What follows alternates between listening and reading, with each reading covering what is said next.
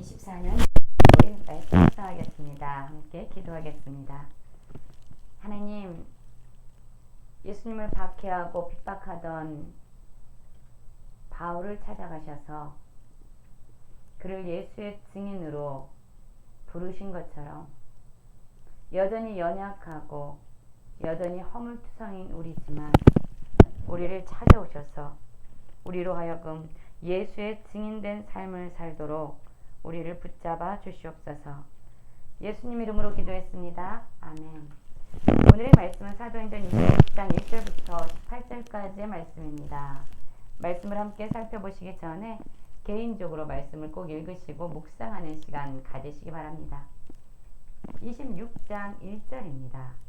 아그리빠가 바울에게 이르되 너를 위하여 말하기를 내게 허락하노라 하니 이에 바울이 손을 들어 변명하되 아그리빠 왕이여, 유대인이 고발하는 모든 일을 오늘 당신 앞에서 변명하게 된 것을 다행히 여기나이다.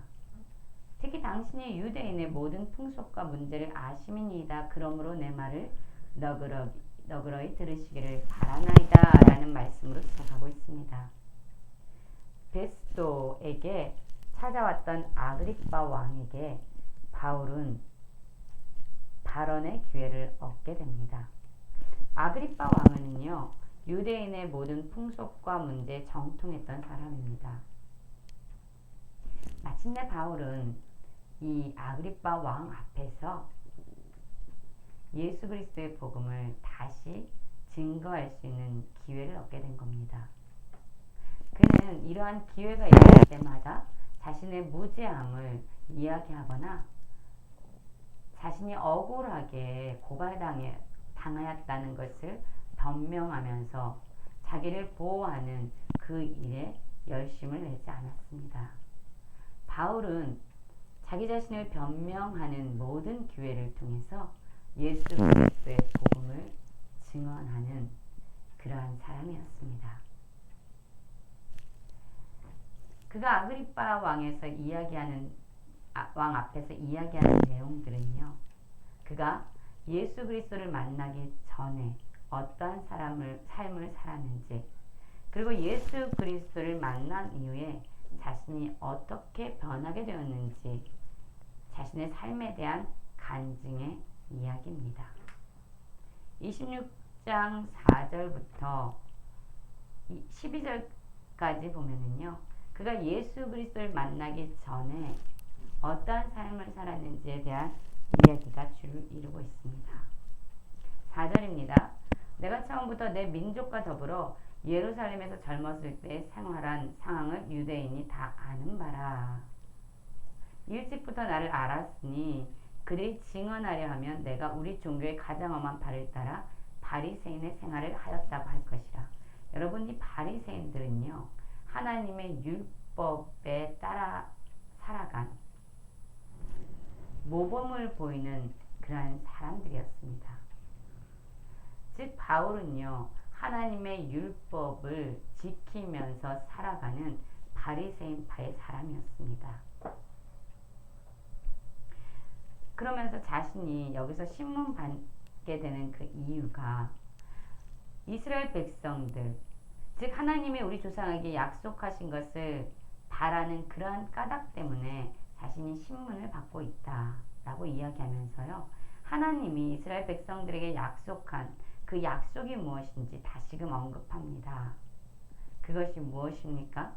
바로 부활에 대한 소망, 부활에 대한 약속입니다. 이 소망으로 말미암아 내가 유대인들에게 고소를 당하는 것이니이다. 당신들은 하나님이 죽은 사람을 살리심을 어찌하여 못 믿을 것으로 여기시나이까. 하나님이 약속한 것이죠. 부활을 약속하셨습니다. 그리고 하나님의 약속은 예수 그리스도를 통해서 신실하게 성취되어지고 이루어졌습니다.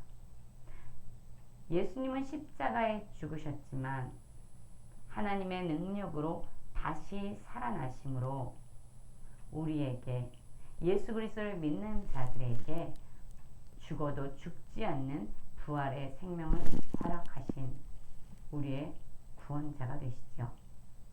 바로 이것 때문에 바울은 자신이 지금 신문을 받게 된 것이다 라고 말합니다. 그러면서 본격적으로 그가 예수 그리스도를 만나기 전에 어떠한 삶을 살았는지 이야기하지요. 나도 나사렛 예수의 이름을 대적하여 많은 일을 행하여야 될 줄을 스스로 생각하고 예루살렘에서 이런 일을 행하여 대제사장들에게 권한을 받아 가지고 많은 성도를 옥에 가두고 죽일 때에 내가 찬송 투표를 하였고 또 모든 회당에서 여러 번 형벌하여 강제로 모독하는 말을 하게 하고 그들에 대해 심히 격분하여 외국성까지 가서 박해하였고 그 일로 대제사장들의 권한과 위임을 받고 다메섹으로 갔나이다. 그렇습니다. 이 바울은요 하나님에 대해서 열심히 특심인 사람이었어요. 그런데 올바른 지식 위에서 세워진 열심이 아니었습니다. 예수 그리스도를 대적하는 열심이었습니다. 예수님을 믿는 자들 박해하고 옥에 가두고 심지어 죽이는 일에 찬성하는 그러한 열심이었습니다. 더 많은 사람들을 박해하기 위해서 권한과 위임을 가지고 다메섹으로 가는 열심이었습니다. 그런데 여러분, 이렇게 예수 그리스도를 믿는 자들을 박해하고 핍박하고 예수님을 대적했던 이 바울에게 예수님이 친히 찾아오십니다. 13절을 보십시오. 왕이여 정오가 되어 길에서 보니 하늘로부터 해보다 더 밝은 빛이 나와 내 동행들을 둘러 비추는지라 라고 말하고 있어요.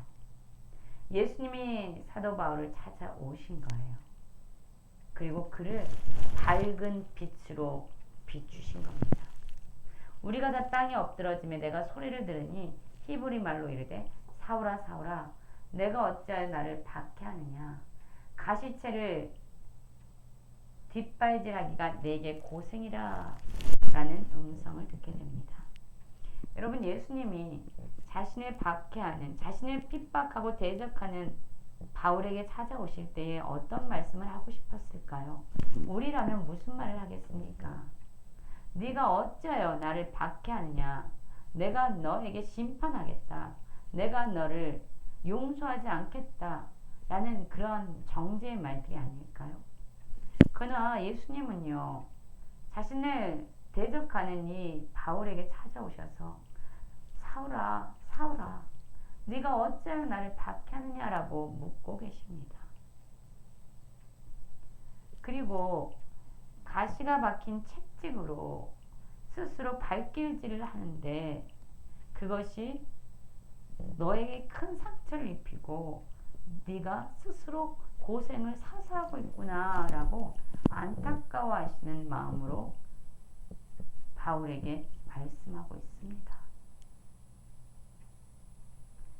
그를 찾아오신 예수님께 바울이 묻지요. 주님 누구십니까? 그때 주께서 이렇게 말씀하시죠. 나는 내가 박해하는 예수다. 그렇습니다. 자신을 대적하는 사울, 바울에게 찾아오신 예수님입니다. 그에게 밝은 빛으로 찾아오시고 그가 스스로 하는 그 일이 얼마나 스스로를 상하게 하고 고생스럽게 하는지 안타까운 마음으로 그에게 말씀하시는 예수님입니다. 그리고 16절에 보면 예수님께서 이 사울에게 사명을 주시죠.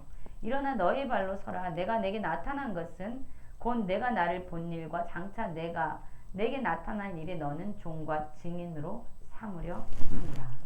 이스라엘과 이방인들에게 내가 너를 구원하여 그들에게 보내어 그 눈을 뜨게 하여 어둠에서 빛으로 사단의 권세에서 하나님께로 돌아오게 하고 죄사함과 나를 믿어 거룩하게 된 무리 가운데서 기업을 얻게 하리라. 그렇습니다. 자신을 대적하는 사울이었지요. 그런 사울에게 오히려 예수님은 정죄하기보다는 그를 예수 그리스도의 증인으로 삼겠다고 그를 부르시고 계십니다. 그에게 소명을 주시고 그에게 사명을 주시고 계십니다. 그로 하여금 이스라엘과 이방인들을 구원하는 그러한 축복의 통로로 사용하시겠다고 말씀하고 계십니다. 어둠에서 빛으로 사단의 권세에서 하나님께로 많은 이들을 돌이키게 하고 믿게 하는 그러한 복음 증거자로 그를 사용하시겠다고 말씀하고 있습니다. 여러분, 우리가 억울하게 누명을 쓸 때에 우리는 기회가 있을 때마다 우리 자신을 변명하고 우리 자신에 대한 이야기를 털어놓느라고 많은 시간을 할애하게 되죠. 그러나 사도 바울은 억울한 누명 가운데 감옥에 갇히면서도 기회가 있을 때마다 자신을 만나주신 예수님, 자신이 대적했지만 오히려 자신을 찾아와서 예수의 증인으로 조명을 주신 그 예수님을 간증하고 있습니다. 예수님을 만나기 전의 삶과 예수님을 만난 이후의 삶이 어떻게 변화되었는지 자신의 삶을 간증함으로 그의 이야기를 듣는 모든 자들에게 믿음을 도전하고 있습니다. 우리도 사도 바울처럼 기회가 있을 때마다 복음을 이야기하고 또한 기회가 있을 때마다 예수님을 어떻게 만나고 우리의 삶이 어떻게 변화되었는지 간증할 수 있는 모든 성도님들 되시길 간절히 바랍니다.